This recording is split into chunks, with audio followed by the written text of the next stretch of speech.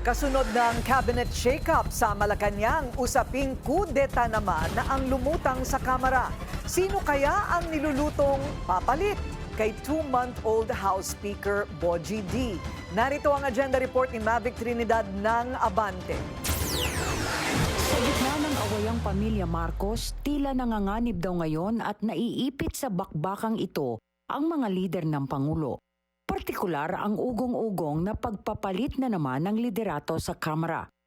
Iniuugnay din ang alingas-ngas na ito matapos magsipagbitiw sa pwesto ang ilang matataas na cabinet officials na sina dating Executive Secretary Lucas Bersamin at Budget Secretary Amina Pangandaman. May mga lumulutang na dapat na raw palitan si House Speaker Bogie D dahil sa simula't-simula pa lang ng kanyang pagpalit kay dating House Speaker Martin Romualdez ay mahina raw ito sa kanyang pamamahala sa mababang kapulungan. Itinuturo ng ilang kongresista ang mga nagiging posisyon ni Speaker D sa ilang mga isyong kinasasangkutan ng Kamara. Ayon kay Caloocan City Representative Egay Erice, may ilang kongresista raw ang tila nasaktan ng suportahan ni D ang pagsusulong ng Anti-Political Dynasty Bill. Bukod pa rito ay ang pagpapahinto noon ni D sa investigasyon ng House Infrastructure Committee sa flood control scandal. Katwiran kasi ni Speaker, wala naman daw tiwala ang taong bayan sa investigasyon ng Kamara, kaya mas mabuting ipasa na lamang sa ICI ang bola. Ikinakabit din sa umano'y mahinang liderato ni D ang pasya niya kamakailan na hindi napadaluhin ang mga kongresistang inimbitahan ng Senate Blue Ribbon Committee para magpaliwanag sa issue ng flood control project.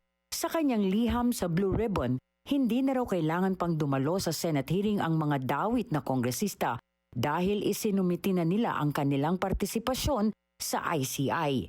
Pero ayon sa ilang kongresista, hindi pa umabot sa kanila ang pinalulutang na kudeta laban sa House leadership. Maliban sa sabi ni Bacolod Congressman Albi Benitez na kung mayroon man nito ay pakanalang daw ito ng mga loyalista ni Romualdez.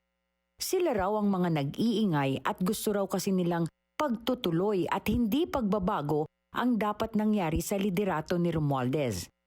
Para naman kay Kamanggagawa Party List Representative Eli San Fernando, mahirap ang kinakaharap ni Speaker D sa kanyang pamumuno sa Kamara.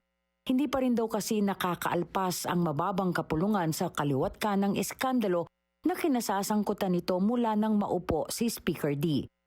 Ayon sa mambabatas, dapat doble kayod ang gawin ni Speaker D para manumbalik ang tiwala at kumpiyansa ng kapwa nila mambabatas sa kanya.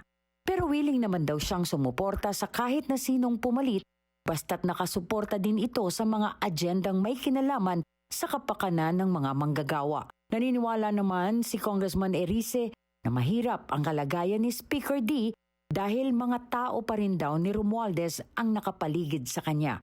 Posible raw na si Deputy Speaker Ronnie Puno ang pumalit kay Speaker D.